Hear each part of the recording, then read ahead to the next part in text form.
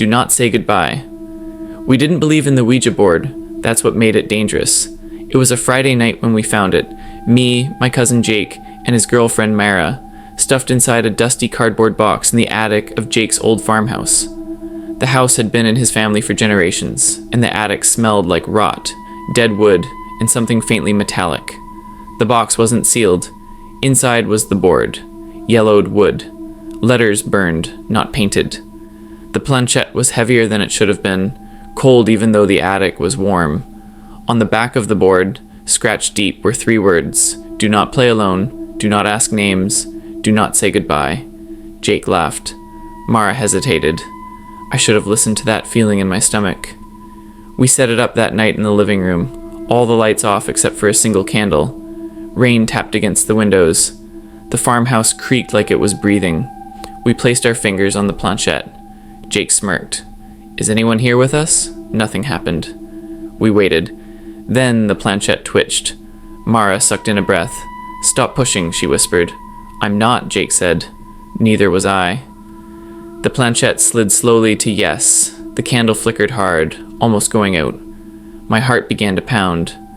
Are you a spirit? Jake asked, trying to sound brave. The planchette moved again. Yes, Mara swallowed. What's your name? The board stopped. The air went cold. Not figuratively, cold enough that my breath fogged. The planchette jerked violently, sliding across the board, spelling D-O-N-T. Mara pulled her hands away. It doesn't want...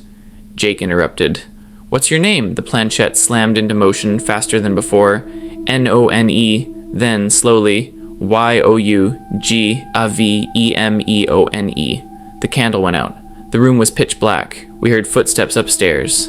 Heavy, bare, dragging. Jake laughed nervously. Okay, that's enough. He lifted his fingers. The planchette did not stop moving. It slid on its own. Y-O-U-D-I-D-N-T-S-L-I-G-O-O-D-B-I-E. The footsteps began descending the stairs. One step, then another. Mara screamed. End it! Say goodbye! The planchette froze, then moved again. N-O. The sound of breathing filled the room, slow, wet, and right behind us. I turned.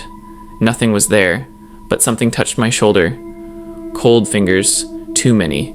The board began shaking violently, the letters rattling like teeth. The planchette flew off the board and smashed into the wall, splitting clean in half. The footsteps stopped. Silence. We didn't sleep that night.